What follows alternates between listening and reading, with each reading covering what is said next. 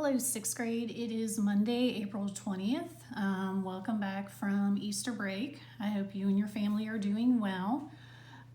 We are going to spend today's lesson going over one-step equations, which is what we worked on before Easter break.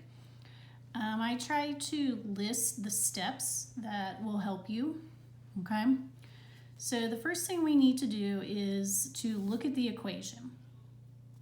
When you look at it, you need to decide what the operation is. All right, is it addition, subtraction, multiplication, or division? All right, step 2 is key because to get the variable by itself, you have to use the inverse operation. Okay, so let's look at these examples. X plus 7 equals 13. Okay. This is an addition. The operation is addition in this equation.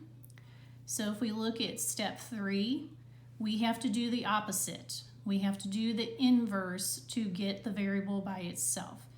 So if this says plus 7, we need to subtract 7 from both sides of the equal sign. The 7s cancel out. We bring the x down, bring down the equal sign, and 13 minus 7 equals 6. If we take 6 and plug it back into the variable, 6 plus 7 equals 13. So yes, that is a correct answer. Okay, let's do the next addition one. 8 plus y equals 34.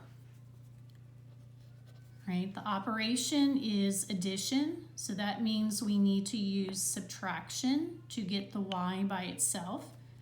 So we will subtract 8 from both sides. 8 minus 8 is 0. They cancel out. Bring down the y, bring down the equal sign, and 34 minus 8 is 26. If we take 26 and plug it in, 8 plus 26 equals 34. That is a correct answer, okay? Most of you did not have trouble with the addition ones, okay? It was subtraction that was causing us some problems, okay? So let's look over here. S minus 7 equals 42. Okay, it is a subtraction operation. So we need to use the opposite, which is addition. So we are going to add 7 to both sides. Okay, a minus 7 and a plus 7 will cancel out. Bring the s down. 42 plus 7 equals 49. Okay, so since it was a subtraction equation, we used addition. If we plug 49 in, 49 minus 7, yes, that does equal 42. So that is correct. Okay, let's go to the next subtraction one. Since we see subtraction, the opposite is addition.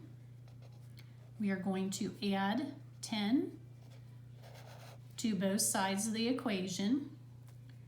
The 10s will cancel out. Bring down the m, bring down the equal sign. 37 plus 10 equals 47. If we plug it in, 47 minus 10 does equal 37. So 47 is the correct answer. Okay, now let's go to this equation. Right, we should know by looking at this means multiplication. When you've got the coefficient directly in front of the variable, all right, there's no plus or minus sign in between. So this means multiplication. The opposite of multiplication is division. So we are going to divide by 3 on both sides, okay? And remember, in algebra, we showed division by writing it so it looks like a fraction. Okay, 3 divided by 3 is 1. These cancel out. We're left with x. bring down the equal sign. 24 divided by 3 equals 8. Okay, so x equals 8. If we plug it in, 3 times 8 does equal 24. That is the correct answer. Here's our next equation. This is showing multiplication. The opposite of multiplication is division. So we are going to divide by 14 on both sides. 14 divided by 14 turns into 1. So 1y is just y. And 70 divided by 14 equals 5. If we plug it in, 14 times 5 does equal 70. So 5 is the correct answer. Okay, let's switch to these two equations. Remember, if it is written as a fraction, that means division. Right? We need to use the opposite operation to get the variable by itself. And the opposite of division is multiplication. So instead of dividing by 4, we are going to multiply by 4 on both sides. Okay? Timesing by 4 and dividing by 4, right? 4 divided by 4, these turn into 1. And 1y is the same as just y. 8 times 4 equals 32. Okay, now this was a problem that a lot of you got wrong, right? Because just looking at this, you're like, okay, 8 divided by 4 equals 2. And you were putting that down as your answer, right? If I stick a 2 in here, 2 divided by 4 does not equal 8. Okay, so you need to make sure that you multiply by the number that you are dividing by. Okay, all right, don't just take this number and divide it by the number at the bottom of the fraction. You will not get the correct answer. Right, notice if we stick 32 in here, 32 divided by 4 does equal 8. That is the correct answer, not 2. Okay, let's go to this last one. M over 3 equals 7. This means division by 3, so I do the opposite, which is multiply by 3 on both sides. 3 divided by 3 turns into 1, so we're left with M. 7 times 3 equals 21, so M is equal to 21. If I plug it in, 21 divided by 3 does equal 7.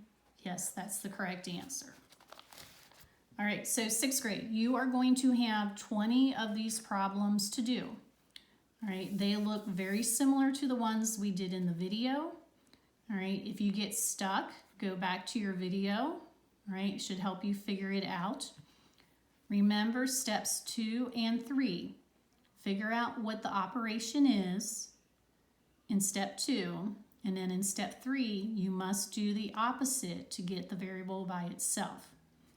All right, then take your answer and plug it into the equation to make sure it's correct.